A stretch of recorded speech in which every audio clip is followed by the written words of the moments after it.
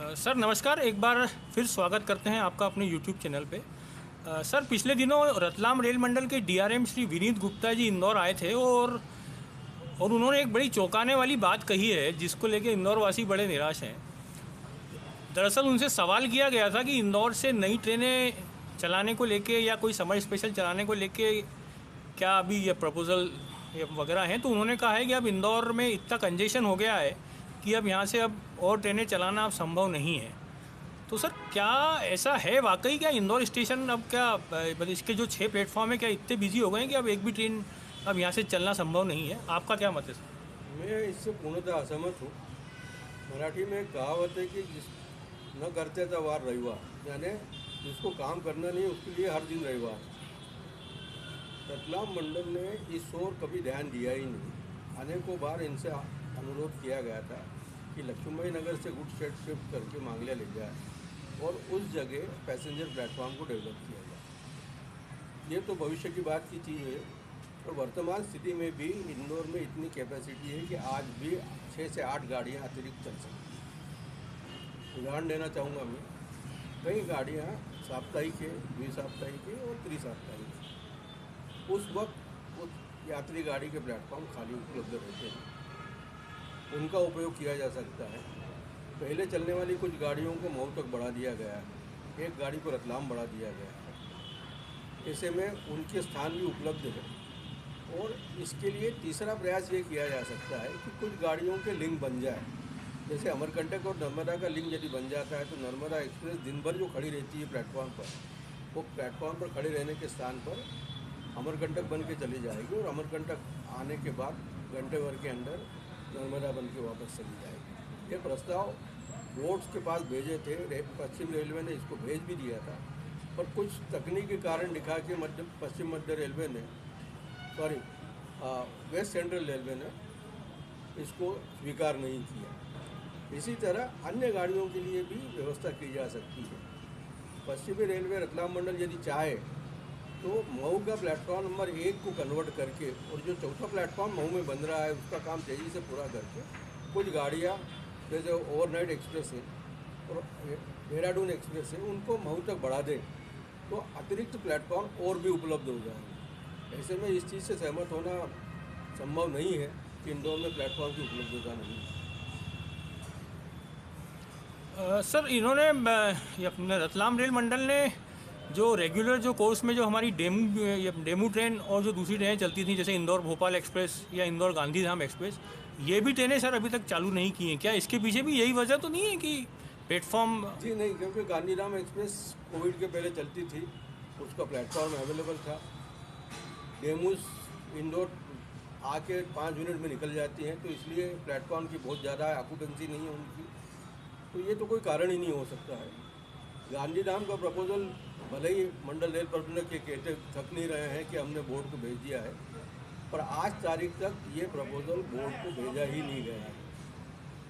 जहाँ तक डेमू का प्रपोजल है, आज ही मैंने बात करी थी तो उनका ये कहना था कि हमने हमारे हेडक्वार्टर को भेज दिया है और हेडक्वार्टर से वहाँ पहुँच गया है। तो इस संबंध में आज शाम को मैं रेलवे बोर्ड में संबंधित अधिकारियों से बात करूँगा और इसकी वस्तुस्थिति की जानकारी दूँगा।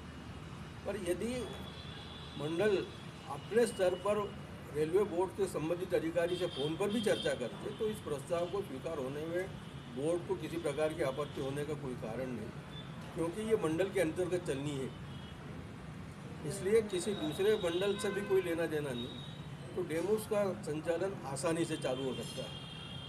जहाँ तक इंदौर भोपाल का सवाल है, वो भोपाल मंडल के साथ ये बात करके इसकी स्वीकृति के लिए बोर्ड को कहा जा सकता है तुरंत दे दें।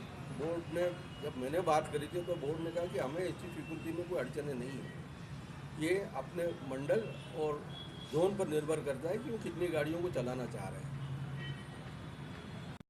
हैं। सर एक सवाल सर राऊ और राजेंद्र नगर क्षेत्र से संबंधित है। वहाँ के लोग अक्सर ये डिमांड करते हैं कि एक तो जैसे आप राजेंद्र नगर की बात करें तो यहाँ पे ज़्यादा ट्रेनों का स्टॉपेज नहीं है, और दूसरा जो वैकल्पिक जो ये ट्रेन्स हैं जो या स्पेशल ट्रेन्स हैं या अगर और कोई नई ट्रेन इंट्रोड्यूस करना है तो वो राऊ या राजेंद्र नगर से क्यों नहीं हो सकती? सर इस बारे में आपका क्या कहना है, ये बताइए सर। किसी ट्रेन को प्रारंभ करने के पहले करीब 40 मिनट पहले उस ट्रेन को प्लेटफॉर्म पर खड़ा करना पड़ता है। राऊ और राजेंद्र नगर में दो दो प्लेटफॉर्म ही हैं, जिसमें इंदौर मऊ के बीच में चलने वाली गाड़ियाँ और इंदौर से मऊ से आगे इंदौर होते हुए लंबी दूरी की गाड़ियों का आना जाना लगा रहता है। गुड्स ट्रेन भी चलती है। ऐसे में एक प्लेटफॉर्म यदि 40-45 मिनट के लिए एंगेज हो जाए तो एक प्लेटफॉर्म पर क्रॉसिंग कराना इनके लिए संभव नहीं हो पाएगा। एक कारण ये हो सकता है।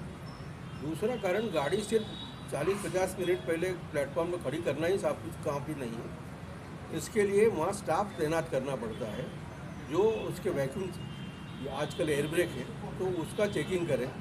गाड़ी के जनरल चेकिंग होता है और उस वक्त गार्ड और लोको पायलट इन दोनों को अपने हेडक्वार्टर से वहाँ पहुँचना पड़ता है।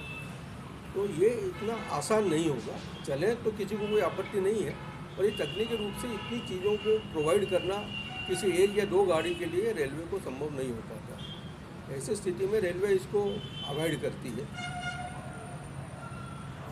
सर क्या भविष्य में कोई संभावना दिखती है सर, क्योंकि राजेंद्र नगर के लोग बड़ा उपेक्षित महसूस करते हैं अपने आप को, क्योंकि और कोई ट्रेन, बड़ी एक्सप्रेस ट्रेन यहाँ पे रुकती नहीं सर। राजेंद्र नगर और राऊ में यदि ज़मीन उपलब्ध हो तो इसको डेवलप करके एक एडिशनल प्लेटफॉर्म बनना चाहिए जहाँ से गाड़ियाँ ओरिजिनेट होना शुरू करें। यदि 5-6 गाड़ियाँ भी वहाँ से चलने लगे तो स्टाफ वहाँ प्रोवाइड करने में रेलवे को कोई दिक्कत नहीं आएगी। जहाँ तक लंबी दूरी की गाड़ियों का स्टॉपेज का सवाल है, रेलवे बोर्ड का नॉर्म है कि किसी स्टेशन पर स्टॉपेज तभी दिया जाएगा जब वहाँ का पर ट्रेन अर्निंग 15,000, मिनिमम 15,000 रुपये। ऐसी केस में उस स्टेशन के टिकट बिकने की जो संख्या होगी वो इतने अमाउंट के लिए हो तो ही ये स्टॉपेज की। और दूसरा, राजेंद्र नगर तो 5 किलोमीटर के अंदर बैठता है रेलवे की दृष्टि से, इसलिए 5 किलोमीटर के अंदर कोई स्टॉपेज देने की परंपरा रेलवे ने सामान्यतः नहीं रखी। इसके अपवाद जरूर है, पर वो सिर्फ रेलवे के मर्जी पर निर्भर करता है।